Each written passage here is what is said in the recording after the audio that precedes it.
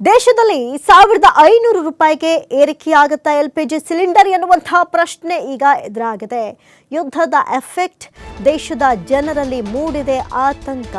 ದೇಶದ ಹಲವು ಭಾಗಗಳಲ್ಲಿ ಎಲ್ಪಿಜಿ ಕೊರತೆಯ ಭಯ ಸೃಷ್ಟಿಯಾಗಿದೆ. ಗ್ಯಾಸ್ ಏಜೆನ್ಸಿಗಳ ಮುಂದೆ ಖಾಲಿ ಸಿಲಿಂಡರ್ಗಳ ಸಾಲು ನಿಂತಿದೆ. ಸಿಲಿಂಡರ್ಗಳ ಜೊತೆ ಬಂದಿದ್ದಾರೆ ಸಾವಿರಾರು ಗ್ರಾಹಕರು. ದೆಹಲಿ ಸೇರಿದಂತೆ ಹಲವು ಭಾಗಗಳಲ್ಲಿ ಗ್ರಾಹಕರ ಸಾಲು ನಿಂತ್ಕೊಂಡಿರುವಂತಹ ದೃಶ್ಯವನ್ನ ನೀವೇ ಗಮನಿಸಬಹುದು. ಕೆಲ ವದಂತಿಗಳ ಹಿನ್ನೆಲೆಯಲ್ಲಿ ಈ ಗ್ರಾಹಕರಲ್ಲಿ ಏನಾಗುತ್ತೆ, ಆತಂಕ ಸೃಷ್ಟಿಯಾಗ್ಬಿಡುತ್ತೆ.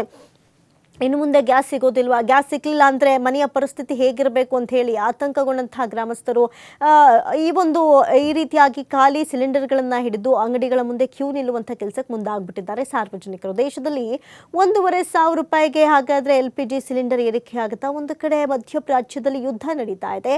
ಈ ಯುದ್ಧದಿಂದ ಬಹಳಷ್ಟು ವ್ಯತ್ಯಯಗಳಾಗುವಂಥ ಸಾಧ್ಯತೆ ಇದೆ ಹಲವಾರು ದೇಶಗಳಲ್ಲಿ. ಆದರೆ ಇಲ್ಲಿ LPG ಏರಿಕೆಯಾಗುತ್ತೆ ಎನ್ನುವಂಥದ್ದು ಒಂದಷ್ಟು ವದಂತಿಗಳೇನು ಓಡಾಡ್ತಾ ಇತ್ತು. ಸಹಜವಾಗಿಯೇ ಕಂಗಾಲಾದಂತಹ ಜನರು ಈ ರೀತಿಯಾಗಿ ಖಾಲಿ ಸಿಲಿಂಡರ್ಗಳನ್ನು ಹಿಡಿದು ನೋಡಿ ಎಷ್ಟರ ಮಟ್ಟಿಗೆ